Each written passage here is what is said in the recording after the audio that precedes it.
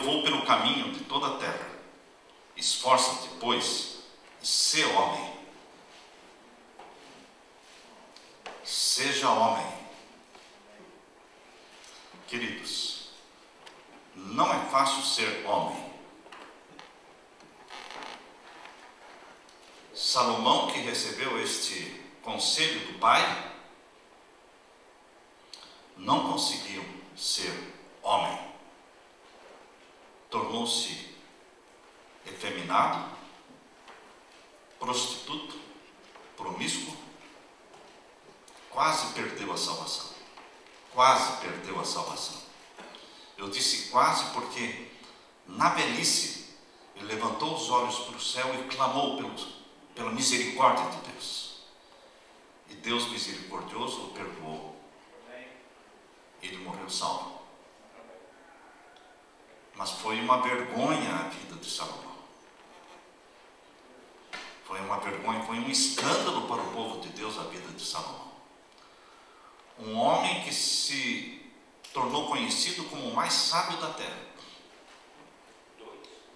mas se deixou dominar pelos instintos carnais e se tornou um mulherengo, tendo 700 mulheres, 300 concubinas, 1000 ao todo.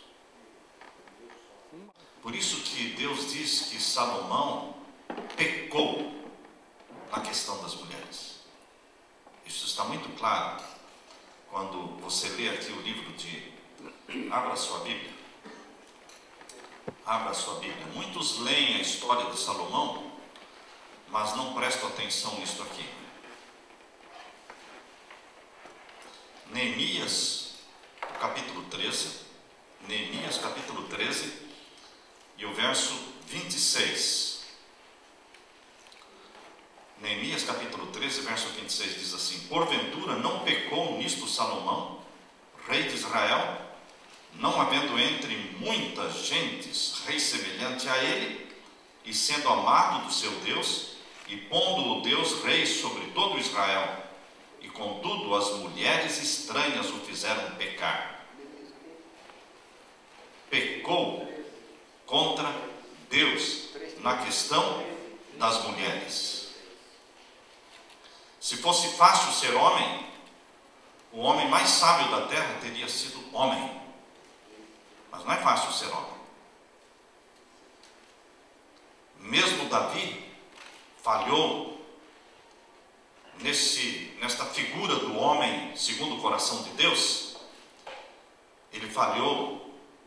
Ele teve seus momentos terríveis em que envergonhou o nome de Deus, mas ele também se arrependeu. E no arrependimento, em aceitar a punição divina, humildemente, é que ele se tornou um homem segundo o coração de Deus. Não foi nas suas obras, mas foi no seu arrependimento. Homem é uma coisa rara hoje em dia, irmãos. Cada vez fica mais difícil. Existem alguns chavões que passam de boca em boca. Homem que é homem não leva desaforo para casa. Esse é um deles. Então os homens são briguentos. Outro pensamento diz: homem que é homem não chora. Você acredita nisso? Homem que é homem não chora? Jesus, que é o homem por excelência, Jesus, que é o homem modelo, ele chorou em público. Homem que é homem não pede, manda. Você acredita nisso? Isso não é ser homem, irmãos. Isso é ser machista. Na Bíblia não existe machismo. Na Bíblia não existe feminismo. A Bíblia não defende o machismo e não defende o feminismo. O movimento feminista está fora do contexto bíblico e o movimento machista está fora do contexto bíblico. O que existe na Bíblia é um homem e uma mulher criados por Deus com funções diferentes. E o homem querer realizar as funções que são da mulher está fora do plano de Deus. E a mulher mulher de querer realizar as funções atribuídas por Deus ao homem está fora do plano de Deus. E o que mais Satanás quer é misturar as coisas, fazer com que a mulher faça o trabalho do homem e fazer com que o homem faça a vez da mulher. Ele quer misturar tudo.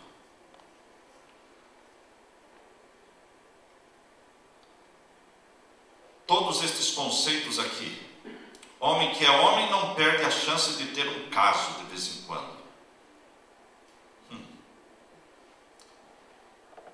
Tem pais que empurram os filhos para a prostituição, dizendo: aí filho, seja homem, vai atrás de uma mulher. Ser homem não é ser promíscuo. Ser homem é buscar na palavra de Deus o plano que Deus tem para nós homens. O que Deus quer de nós? É olhar como viveu o homem, Jesus, e nos espelharmos nele. Porque ele é o exemplo. Não foi Davi, não foi Salomão, muito menos Sansão. Não foram exemplos de homens. Mas Jesus é um exemplo de homem. Como Jesus tratava as mulheres? Sem preconceitos. Mesmo quando todos tinham preconceitos com as mulheres, naquele tempo e até hoje ainda as mulheres são bem desprezadas no Oriente, mas Jesus conversava com as mulheres. Jesus Cristo não se envergonhava de tê-las como discípulas. Uma caravana de mulheres acompanhava Jesus no seu ministério. Queridos, Jesus tratava as mulheres como Deus trata as mulheres. Filhas de Deus, criadas para serem o Espírito Santo na família. O homem, o pai, foi idealizado por Deus para ocupar o lugar do Deus Pai na família. A mulher foi preparada por Deus para ocupar o lugar do Espírito Santo na família. E os filhos foram idealizados por Deus para ocupar o lugar do Deus Filho na família. E o Deus Filho só viveu para obedecer o Pai. Isso que os filhos têm que fazer, obedecer. A família humana é um reflexo da família divina. E Deus quer que nós, homens, o honremos. Porque esta é a imagem que nós estamos passando para os nossos filhos do que é Deus. Como é Deus? A imagem que nós passamos para eles é a imagem que eles vão ter do Deus Pai. Uma teóloga, uma famosa teóloga, ela dizia: eu tenho dificuldades para orar a oração do Pai Nosso, porque eu tenho dificuldade de chamar Deus de meu Pai. Porque eu tive um pai muito relapso, eu tive um pai muito violento, eu tive um pai muito irresponsável. Então, eu tinha dificuldade de me relacionar com Deus como sendo meu pai. Porque foi a imagem ruim e feia que o pai dela passou para ela. Mas você, homem, você, cabeça do lar, você, marido, você está passando para a sua esposa e para os filhos a imagem do Deus Pai. Como é Ele?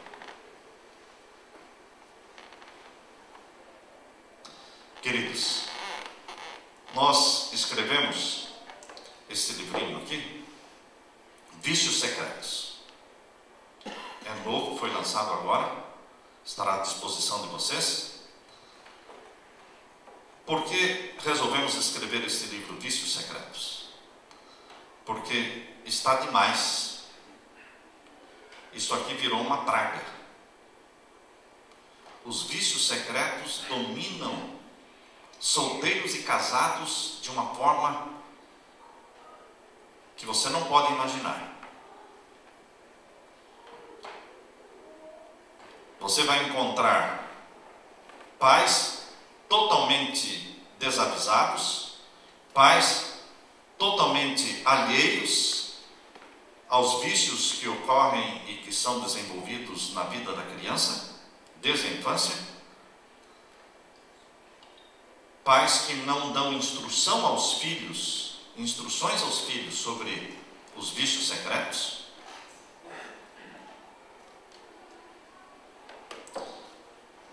Aqui diz: quando a pornografia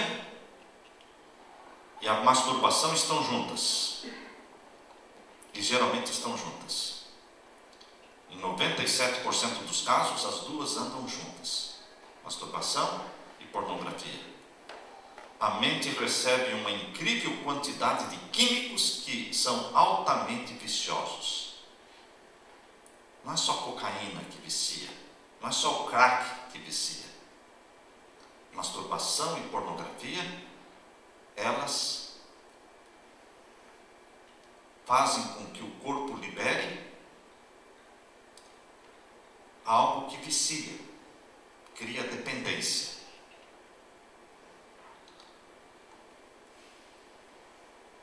Os vícios secretos, desenvolvidos na infância e na juventude, geralmente entram para a vida de casados. E depois, quando entra para a vida de casado, fica muito difícil abandonar. Quanto mais velho o vício, mais difícil de abandonar. Quanto mais jovem, mais fácil de largar. Mas no tempo em que nós estamos vivendo, quando psicólogos dizem que isto é saudável, os padres ensinam que isto é saudável, porque eles praticam, né? O padre faz voto de celibato. E como é que vocês acham que esses padres todos resolvem seus problemas sexuais? Masturbação, pedofilia.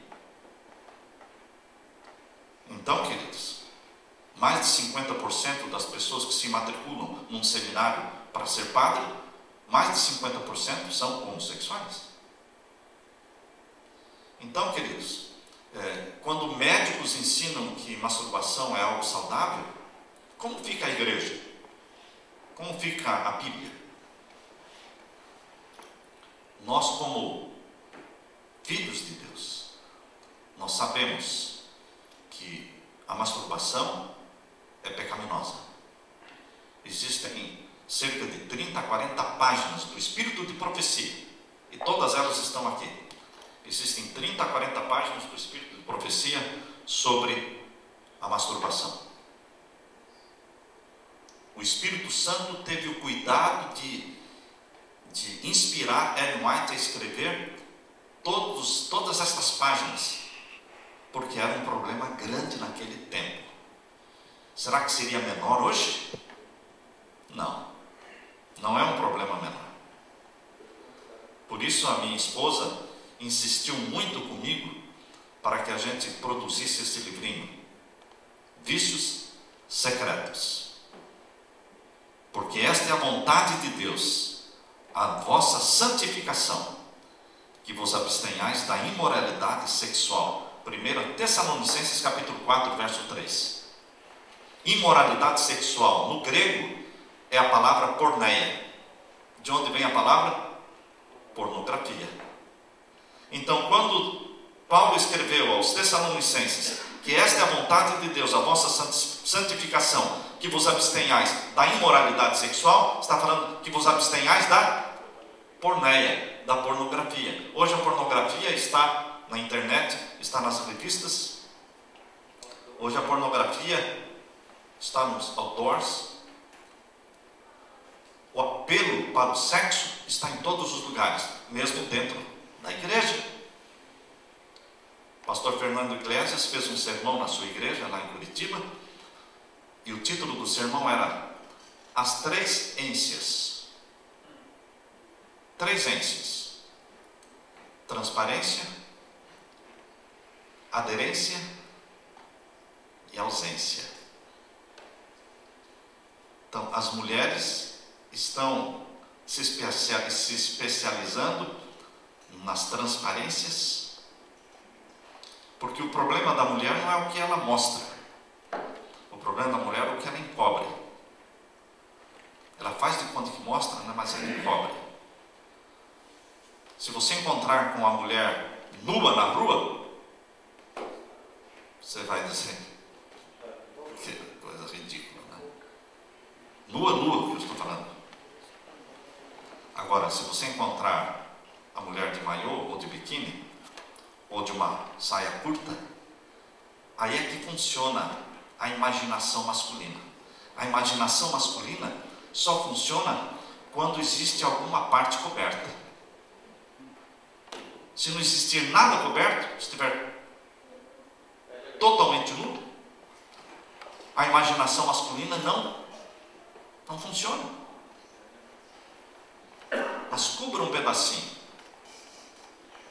Deixe só um pedacinho da perna, ou um pedacinho dos seios.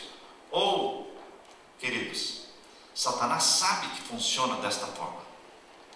Por isso ele trabalha e ele desperta, cria as modas.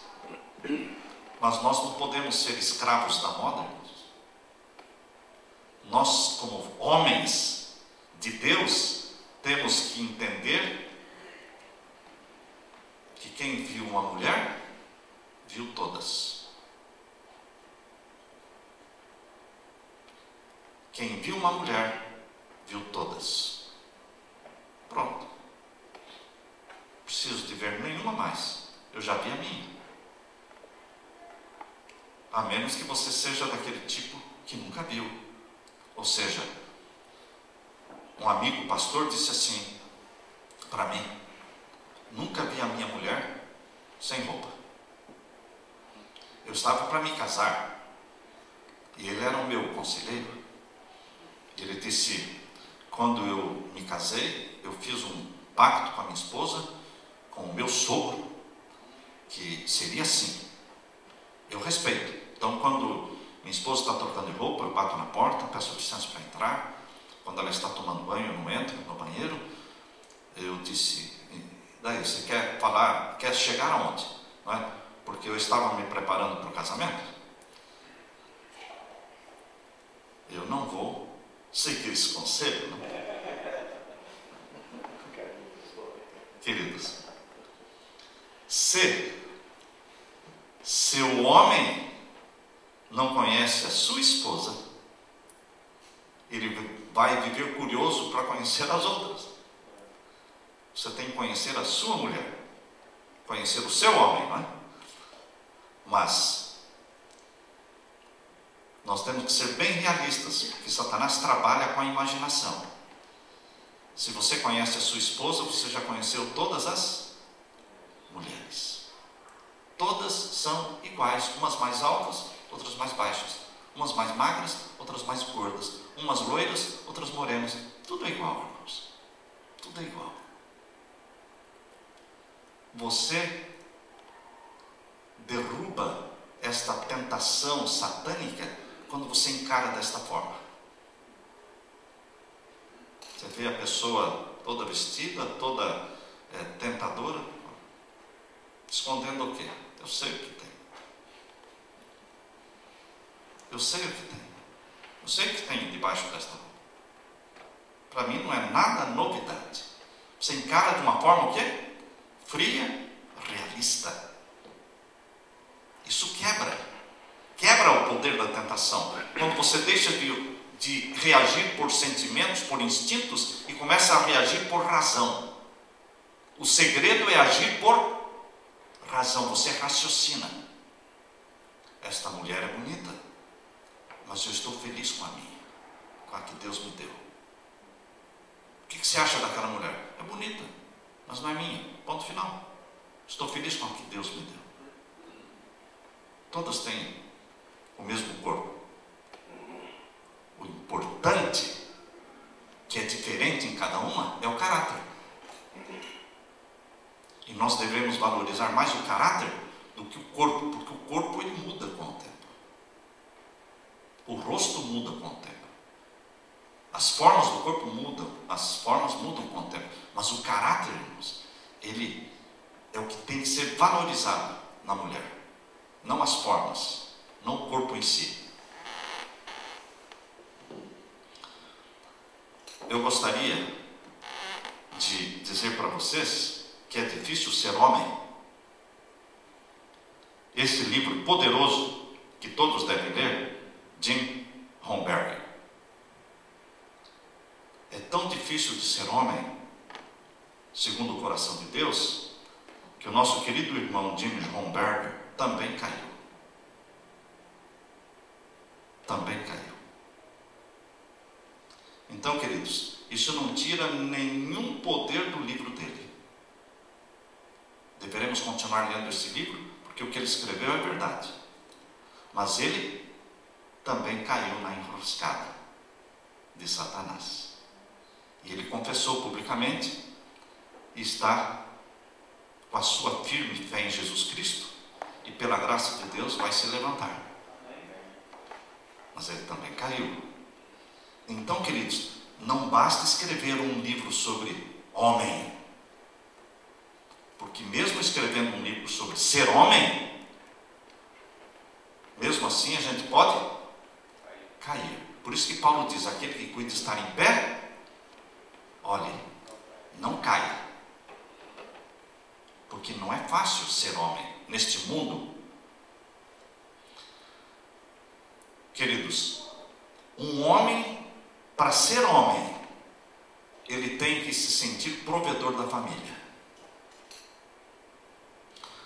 Um homem, para ser respeitado pela mulher e pela esposa, tem que ser visto como provedor da família. Homem que se encosta, homem preguiçoso, homem que fica em casa enquanto a mulher sai trabalhar, homem que se acomoda à situação. Ah, estou sem trabalho. Existe trabalho. Não venha me dizer que você está sem trabalho, porque você é mentiroso. Existe trabalho. Não pode não existir o trabalho que você quer fazer. Isso eu concordo. Mas dizer que não tem trabalho sim, de varrer rua, de lavar louça, de entregar pizza, ou seja, do que for, irmãos. Trabalho existe. E você não pode escolher trabalho. Homem que é homem, não fica escolhendo o trabalho. Ele é homem. Ele não vai ficar em casa enquanto a mulher está trabalhando. A mulher tem que ver no homem alguém de garra. Meu sogro dizia, eu não tenho medo de que a Leila vai se casar com Samuel. Não tenho medo. Porque eu sei que o Samuel, se precisar sair vendendo banana na rua, ele vai sair. Porque eu sei que ele é assim. Mesmo que seja para vender banana na rua, ele não vai deixar a minha filha passar necessidade. E queridos, quando nós chegamos aqui nos Estados Unidos, passamos 2 anos e meio lá na Andrews, depois fomos para a Virgínia. E lá, irmãos, eu entregava pizza das 5 da tarde às 3 da manhã. 5 horas da tarde eu começava entregando pizza até às 3 da manhã. Chegava em casa às 4 da manhã. Dormia das 4 às 8 da manhã. 4 horas dormia por noite. 8 horas minha esposa me acordava e eu ia limpar a casa com ela. Até às 2 da tarde. Queridos, quando nós queremos trabalhar, Deus coloca o trabalho para fazermos. Quando nós trabalhamos na Andrews, nós trabalhávamos ali descascando alho, cebola, lavando louça. Eu ganhava somente $5,75 a hora. Tem gente que diz assim, se for para eu ganhar $5,75 por hora, eu fico em casa. Pois é, seu vagabundo. Pois é, fique em casa, seu preguiçoso. E deixe a sua mulher ir trabalhar. É assim que você quer ser homem? Respeitado pela... A mulher não me respeita. Como uma mulher vai respeitar um homem deste? Queridos, seja para ganhar 5, seja para ganhar 6, mas você não pode ficar sentado assistindo televisão quando a mulher está trabalhando, dando murro. E você esperando uma oportunidade de um trabalho melhor. Enquanto você espera pela oportunidade de um trabalho melhor, você faz o que tem para fazer. Você chega numa oficina, chega em qualquer lugar e diz, você tem alguma coisa para fazer aqui. Seja o que for. O que for, eu faço. Pelo preço que você quiser me pagar. Mas não me deixe sem fazer nada. Me dê alguma coisa para fazer. É assim, irmãos. A mulher vai ter orgulho de ter um homem assim. Vai olhar com respeito. Agora, a mulher não suporta chegar em casa, ver o homem afundado na poltrona, vendo televisão. Sem ter feito nada durante o dia. Ah, estou sem trabalho. É inverno. Inverno, ache coisa de inverno para fazer. Acha coisa de inverno. Existem trabalhos ruins e trabalhos melhores, que pagam mais ou pagam menos. Mas homem que é homem, trabalha. Esse é o primeiro ponto, irmãos. Para você ser homem, você tem que trabalhar e mostrar para sua esposa que você é provedor. E ela vai reconhecer que mesmo que você não esteja ganhando muito, mas você está fazendo tudo o que você pode fazer. Ela vai reconhecer isso. Neste país, a mulher tem condições de ganhar mais do que o homem. É diferente do Brasil. Então aqui é muito comum uma mulher ganhar mais do que o homem. É muito comum dentro da igreja. E é muito comum a mulher deixar que os outros fiquem sabendo que ela ganha mais do que o homem. Isso acaba com o homem. Eu já disse para as mulheres lá embaixo, mulher sábia pode até ganhar mais do que o homem, mas nunca vai deixar que ninguém saiba. O tesoureiro da igreja que recebe os dízimos vai ver lá fulano e fulana, dízimo juntos. Ninguém vai saber quem é que está ganhando mais, porque o dízimo é do casal. A mulher pode até ganhar mais do que o homem, mas ela nunca vai tomar uma decisão sozinha de comprar isso, fazer isso ou aquilo.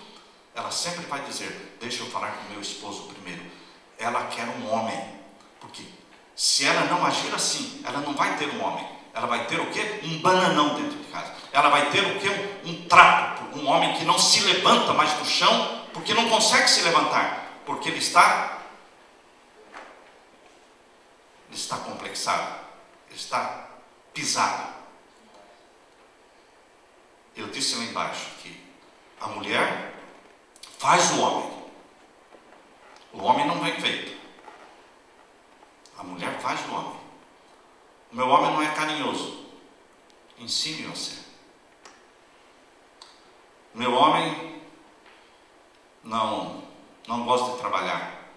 Ensine-o a trabalhar. Não queira você fazer trabalhos que ele precisava fazer. Porque a mulher que diz assim, tá bom, você não vai cortar a grama? Então eu corto. Ah, você não vai trocar a lâmpada que queimou? Então eu vou trocar. Não faça isso, disse para as mulheres. Deixe o homem ser homem. Deixe ele cortar a grama. Deixe ele carregar a mala. Deixe ele fazer o trabalho que um homem tem que fazer. Porque se você fizer, ele vai se encostar. E aí você não vai ter um homem dentro de casa. Você vai ter o quê? Um frouxo.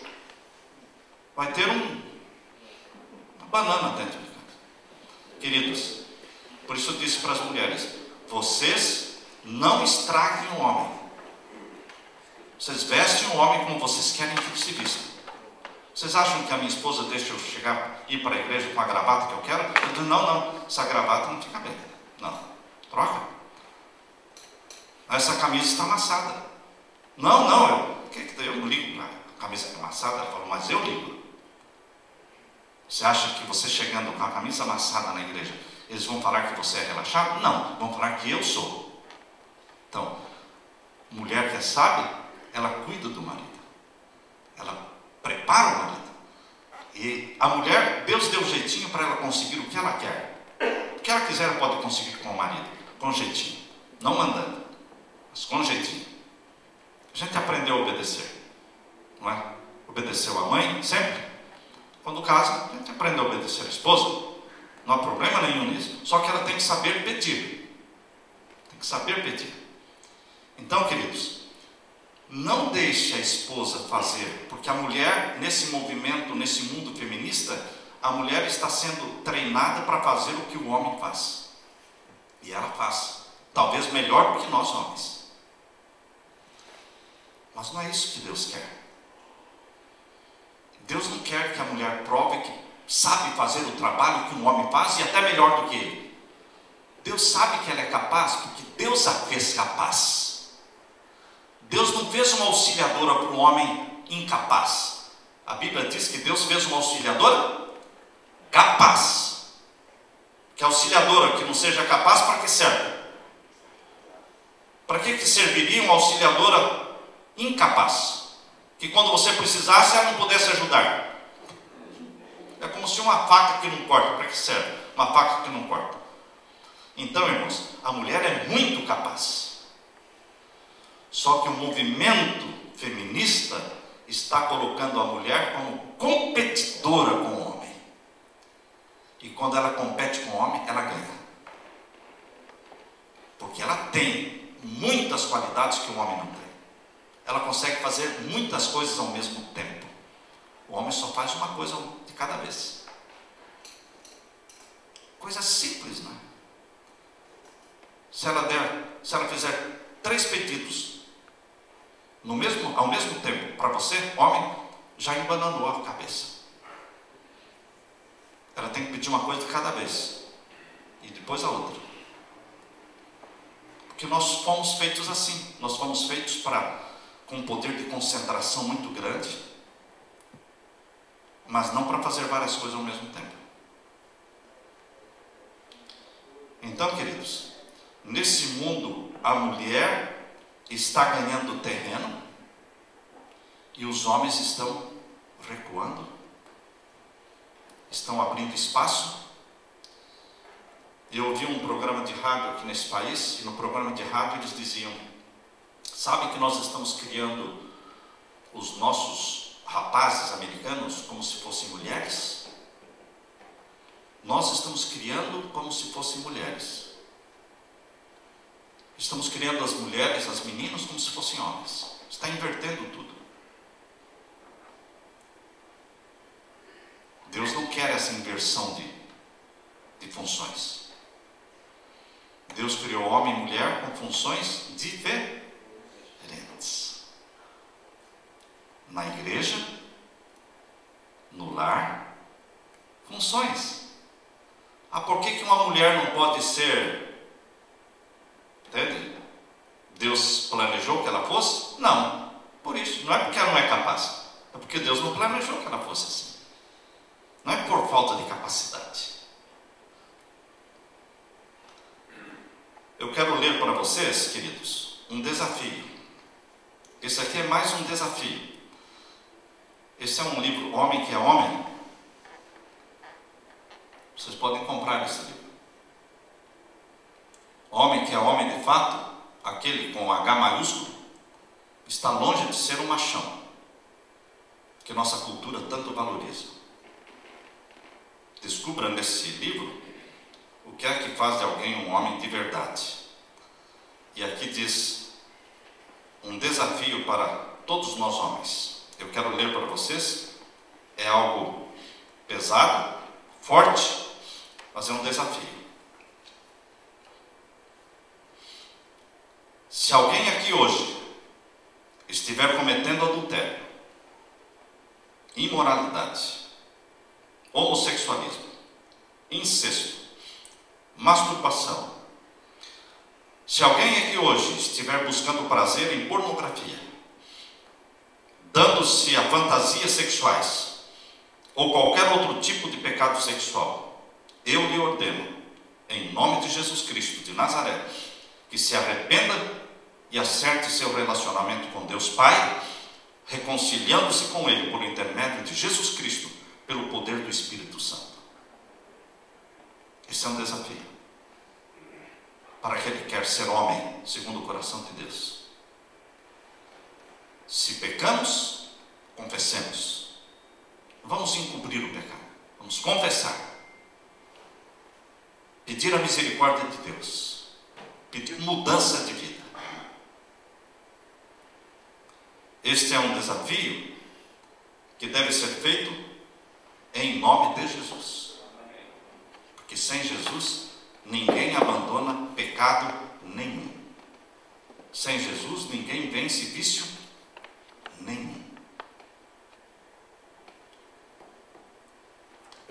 visto, como pastor, eu acompanho muitos casos de pastores, né?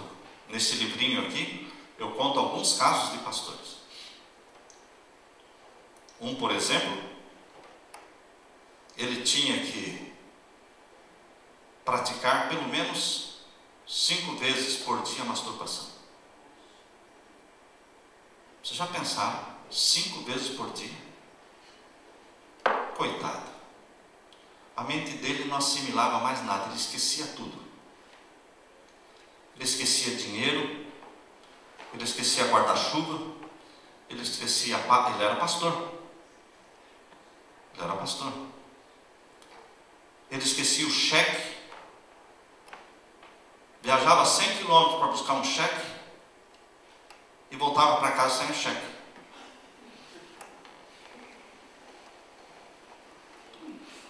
Esquecia a Santa Ceia, os irmãos ligavam. Cadê o pastor? Estamos esperando para a Santa Ceia. Ele não apareceu. Ah, eu esqueci. Lógico que esqueceu. Porque a mente estava o quê? A mente estava minada. As energias estavam sendo corroídas pela prática da masturbação, irmãos. E que desgraça para a esposa, humilhada, que dizia: pastor, meu marido não se satisfaz comigo.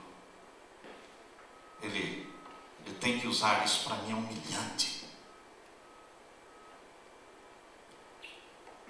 Se a pessoa não vence o seu vício, irmãos, na adolescência, se ele não vence o seu vício na juventude, quando chegar na idade adulta, idade de casado, eu não digo que é impossível, mas vai ser muito difícil. Por que o senhor está falando isso? Porque Ellen White, visitando uma vez uma igreja com o esposo, ela chegou lá e disseram: nós queremos que... Nós estávamos aqui ansiosos esperando pela chegada do casal White para orar pelo irmão, uma família querida da igreja, e ele está muito doente e nós queremos que vocês orem por ele. E ela diz assim: eu tinha proposto no meu coração, a gente veio de uma viagem longa, naquele tempo era viagem a cavalo, né? Uma viagem longa, e eu tinha proposto no meu coração de não orar por ninguém a menos que eu conhecesse o caso. Ela falou: eu tinha que conhecer o caso antes de ir orando pelas pessoas para que fossem curadas. Então eu disse: irmãos, vocês estão em condições de orar por este irmão, porque ele mora aqui, vocês conhecem ele. Eu não conheço. Insistiram, e ela disse: à noite eu vou orar a Deus e pedir a orientação de Deus, se devo orar por ele ou não. E naquela noite Deus deu um sonho para ela, dizendo: não ore por este irmão. Ele era um homem casado, com vários filhos. Não ore por ele, porque eu não vou curá-lo.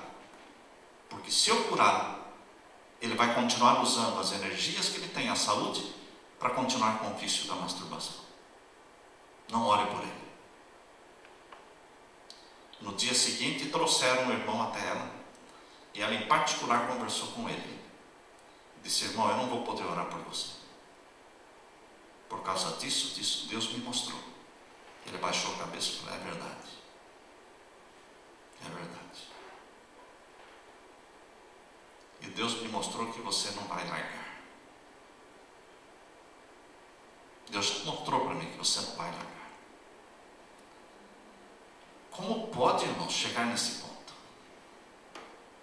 Eu estou falando isso porque isso virou uma praga, irmãos, uma praga. Entre casados, entre homens, entre mulheres, mesmo pastores. Eu conheci um outro pastor solteiro que foi parar no hospital psiquiátrico, hospital de louco, por causa do vício. Porque vai minando as energias do cérebro. E a pessoa se torna um imprestável. Agora você vai pedir conselhos para médicos que não são cristãos, e para psicólogos, e para padres, eles todos podem defender isso. Mas isto aos olhos de Deus é pecado.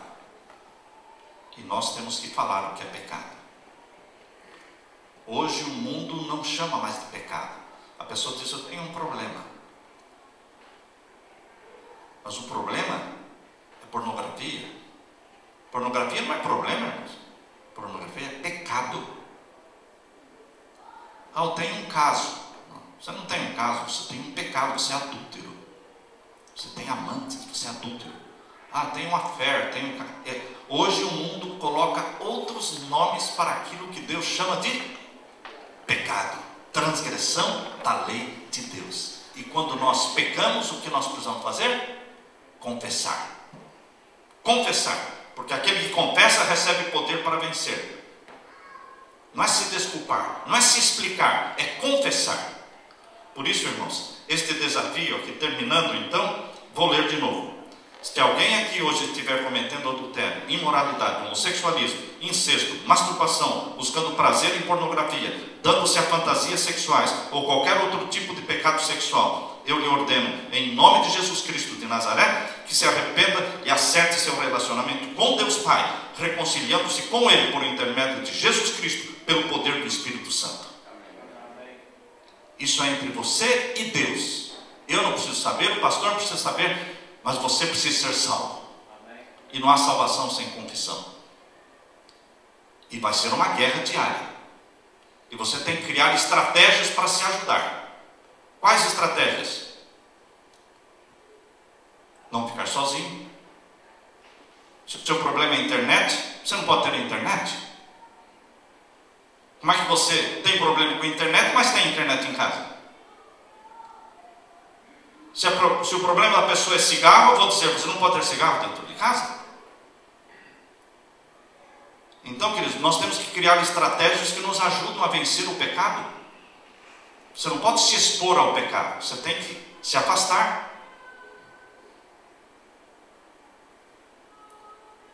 Cada um sabe do seu ponto fraco, do breaking point. Você sabe do seu breaking point, do seu ponto fraco. E em nome de Jesus, você pode se levantar e clamar pela misericórdia, pelo perdão e pela vitória pelo sangue de Jesus. Isto é possível, porque Jesus quer dar a vitória para você, porque Ele tem poder para dar a vitória para você, para mim, para todos nós. Que sejamos homens de verdade, homens que diante da mulher seja visto como um homem de Deus, pelos filhos que seja visto como um homem de Deus, porque o homem prova que ele é homem dentro de casa.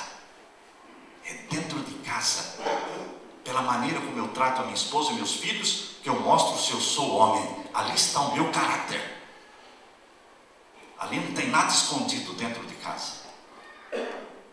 Por isso que Ellen White fala que aquele que é santo dentro de casa será santo em qualquer parte do mundo. Seja um homem segundo o coração de Deus. Amém? Amém. Aleluia. Louvado seja Deus.